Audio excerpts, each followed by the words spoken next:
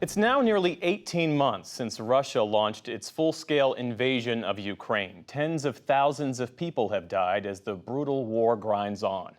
But even before the total invasion, this war has been going on for nearly a decade. Nick Schifrin speaks now with a journalist who's lived in Ukraine for many years. In the last decade, it's become clear that Ukraine's fate may very well help determine how the future is written. Beginning in the 2013-2014 uprising that evicted a pro-Russian leader and became known as the Revolution of Dignity, the subsequent Russian land grab of Crimea and annexation by Moscow, then the Kremlin-provoked war in eastern Ukraine, and of course, more recently, the Russian full-scale invasion of Ukraine. At stake throughout, the modern idea that borders cannot be redrawn by force, the survival of democracy in the post-Soviet space, and in Ukraine's resistance, the changing face of warfare.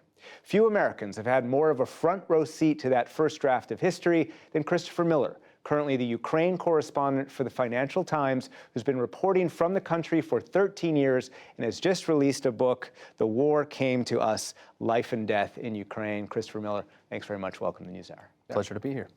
The book begins and ends in the city that the world knows as Bakhmut, but you knew it as Artemivsk, its name when you arrived in 2010 as a Peace Corps volunteer. In 2022, Bakhmut became the epicenter of the longest battle since the full-scale invasion. You visited your old apartment on the front line at some point in the last few months, and then you told friends who'd fled the city, the place we knew is gone forever.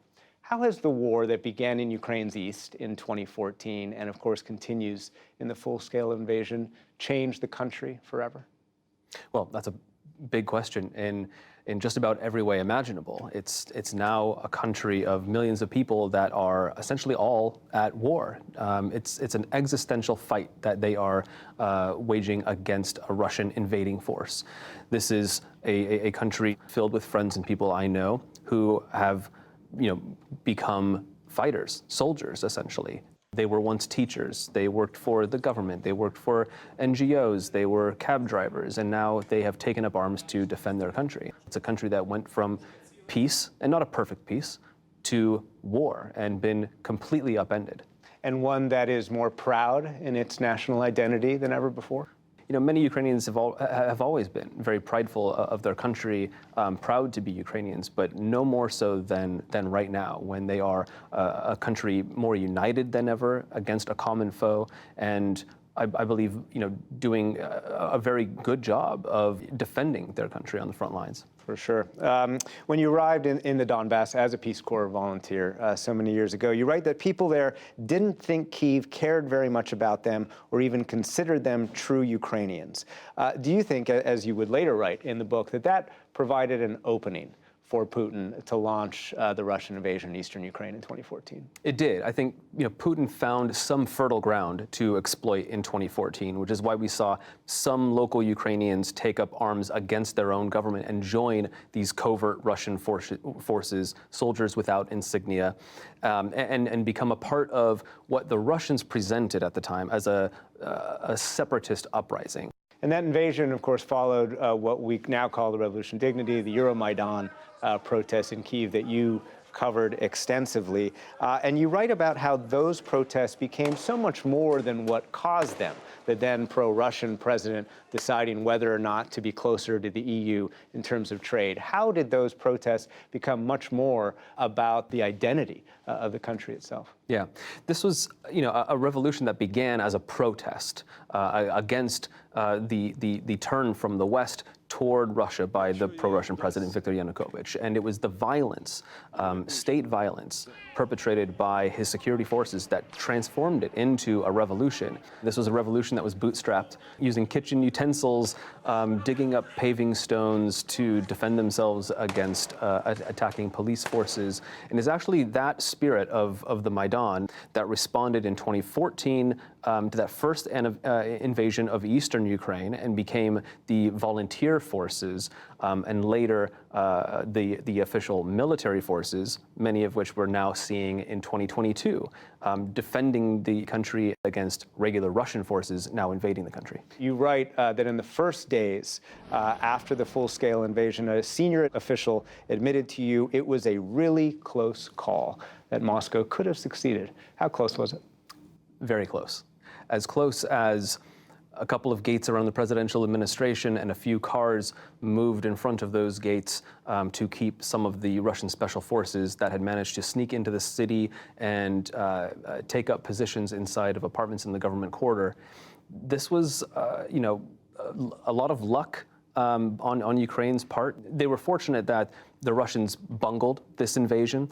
They made a lot of bad decisions. They were using old maps en route to the city. They got lucky that volunteers and ordinary citizens stood up very quickly and took up arms to defend the capital. A lot of the more experienced Ukrainian military forces were actually in the south and the east of the country, where they expected an invasion. And then the East, Bakhmut, the battle that has raged for so long that we talked about at the beginning. When you saw the city the last time, what did it look like? Was it at all recognizable to where you used to live? I could still make out, cafes that I had been to. I visited my old apartment buildings to see what shape they were in.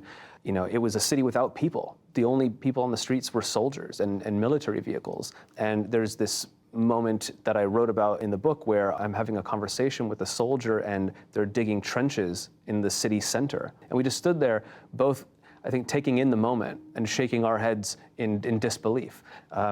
Disbelief that it could happen decades later. Trenches, World War I, World War II style warfare in the middle of the city. And atrocities that we have seen so extensively throughout the country.